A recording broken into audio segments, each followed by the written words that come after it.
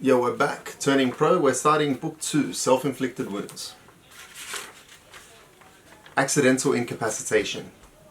During the trench warfare in World War I, it was not an uncommon phenomenon for soldiers to take their rifles and literally shoot themselves in the foot. The troopers would claim that the shooting was accidental. They were hoping to get sent to the hospital and thus excused from duty. They did this to avoid the carnage that was waiting for them when the order came to go over the top. That is, to mount out of the trenches and charge across into no man's land, into the machine gun fire of the enemy. In the military, to deliberately inflict injury upon oneself so as to avoid service is called malingering. It's a court-martial offence that is punishable, in some armies, by death. The habits and addictions of amateurs are conscious or unconscious self-inflicted wounds. Their payoff is incapacity. When we take our M1903 Springfield and blow a hole in our foot, we no longer have to face the real fight of our lives, which is to become who we are and to realize our destiny and our calling. A definition of the amateur. The amateur is young and dumb. He's innocent, he's good-hearted, he's well-intentioned. The amateur is brave, he's inventive, he's resourceful. He's willing to take a chance. Like Luke Skywalker, the amateur harbors noble aspirations. He has dreams, he seeks liberation and enlightenment. And he's willing, he hopes, to pay the price.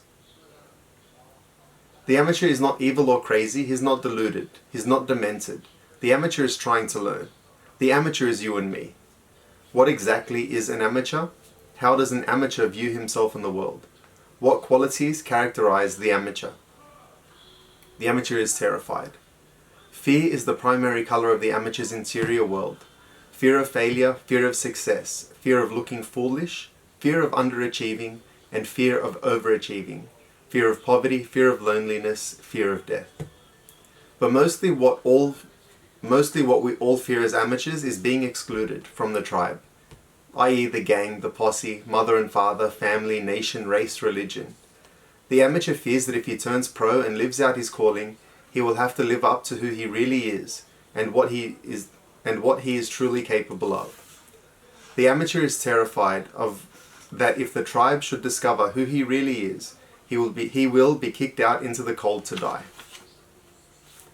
The professional is terrified too. The professional, by the way, is just as terrified as the amateur. In fact, the professional may be more terrified because she is more acutely conscious of herself and of her interior universe. The difference, see part 3, lies in the way the professional acts in the face of fear. The amateur is an egotist. The amateur identifies with his own ego. He believes he is himself, and why he's terrified. That's why he's terrified. The amateur is a narcissist. He views the world hierarchically.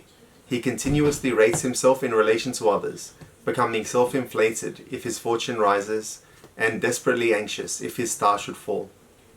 The amateur sees himself as the hero, not only of his own movie, but of the movies of others.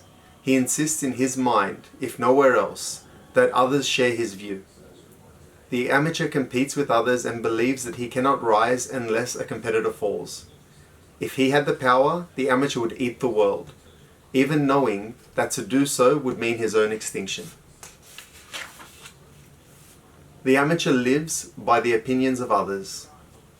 Though the amateur's identity is seated in his own ego, that ego is so weak that it cannot define itself based on its own self-evaluation. The amateur allows his worth and identity to be defined by others. The amateur craves third-party validation. The amateur is tyrannized by his imagined conception of what is expected of him. He is imprisoned by what he believes he ought to think, how he ought to look, and what he ought to do, and who he ought to be. The amateur permits fear to stop him from acting. Paradoxically, the amateur's self-inflation prevents him from acting. He takes himself and the consequences of his actions so seriously that he paralyzes himself. The amateur fears, above all else, becoming and being seen and judged as himself. Becoming himself means being different from others and thus, possibly, violating the expectations of the tribe, without whose acceptance and approval he believes he cannot survive. By these means, the amateur remains inauthentic. He remains someone other than who he really is. The amateur is easily distracted. The amateur has a long list of fears. Near the top are two: solitude and silence. The amateur fears solitude and silence because she needs to avoid these at all costs. The voice inside her head that would point her towards her calling and her destiny. So she seeks distraction. The amateur prizes shallowness and shuns depth. The culture of Twitter and Facebook is paradise for the amateur. The amateur seeks instant gratification.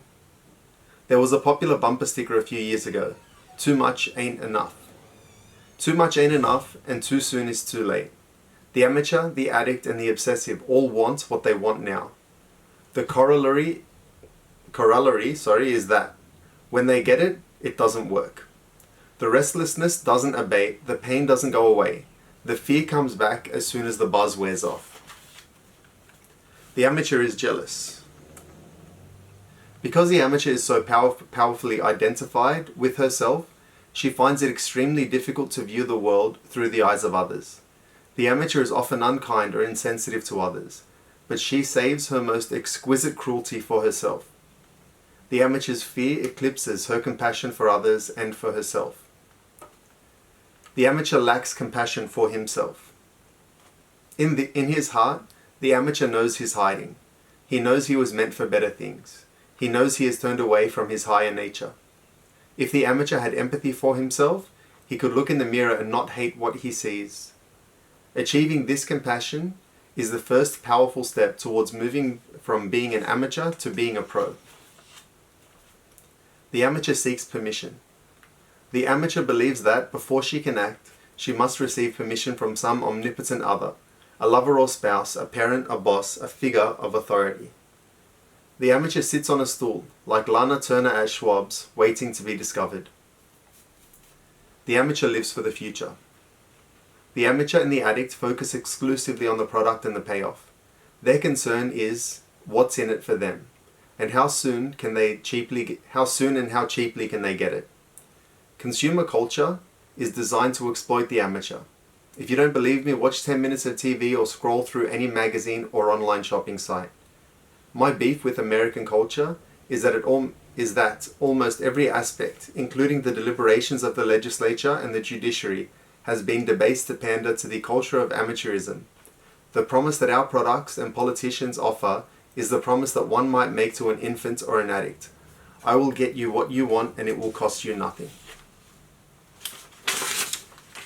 The amateur lives in the past.